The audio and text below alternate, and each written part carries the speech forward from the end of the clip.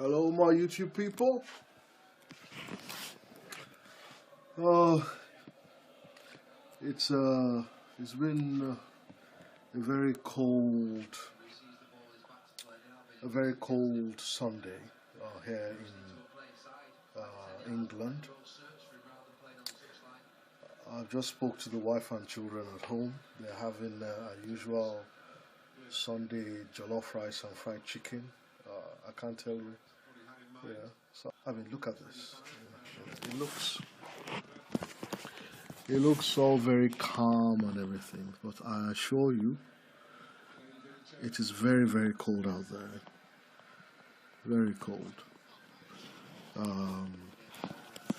Anyway, a lot of the orders that I have put together, have started coming in. So this place is a complete mess. Lots of boxes and deliveries and things like that have been coming in. I'm basically packing stuff together. My plan is to ship all these to Lagos so that I'll get to Lagos in about 2.5 weeks' time, in time for when I get there, and we start putting together the system for the solar panels.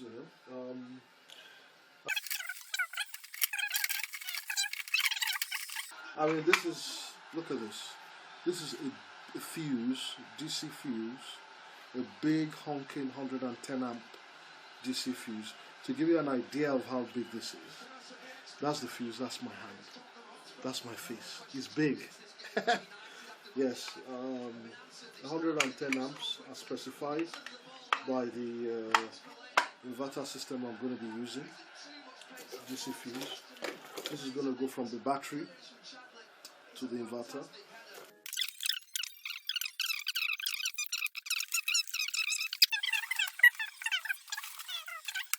I bought a lot of stuff. They threw this one in for me. It's called, if you look close, it's called BLS desulfator, BLS 48A. And what it's supposed to do is supposed to make your batteries last much longer than usual, because it prevents your batteries from sulfating, so they last really long. These ones here are inside this are lightning arrestors, and I've got 2 further lightning arrestors here. They're the same thing. Yes, 2 further lightning arrestors here. These ones are 300 volts DC for the combiner boxes coming down from the solar panels. Because you have to have lightning arrestors. Half the time your things spoil in the house, you don't know why. It's probably because while you're asleep, there was lightning nearby, we live in a thunderstorm area. So all these things have to be done properly. Well, this is just a voltmeter for measuring, because I'm going to be testing every single solar panel. Will be tested. Yeah, I've got quite a few of these boxes. These are just module boxes for housing and breakers. These are IP65 rated, which means they're weatherproof. Rain, drizzle, snow, sun, whatever. AC breakers for the AC side of the system. See, this bag is full of DC breakers. The system I'm going to go into later in a nice diagram, what I have designed, which is what I think will work for my own family and our needs. Obviously each home is different, but by and large this is the kind of system you want. Yeah, the system I have put together, if you take it to Australia, to New Zealand, to Canada, to America, here in Europe, it will meet their standards. Why can't we have this in Nigeria? This is why things go wrong all the time and we don't know why. So I'm putting together a good system that will stand the test of time. These are my battery interconnect cables that these are 00 gauge wires, the whole system. We'll go into it later on, and I'll give you the reasons why I believe it is worth it for the slightly higher incremental cost of getting proper thicker cables than using thinner ones. I'll tell you all the reasons why. This is what I'm going for. Combiner boxes. Yeah? And that is where all the fuses go into. Yes, those boxes. Those are the two solar inverters. I haven't opened them yet because they look so well packed. If you can see, those are on the floor. Those are the battery wires there. You can see on the floor. Yeah, that's it. Those are the battery wires, all to 00 gauge. I'm going to go into detail about each section, solar panels, the system you see here, and how I've designed it. Then we'll talk about batteries. We're going to do some videos on batteries and batteries and batteries and batteries, because it's a very, very extremely important part of learning about the system.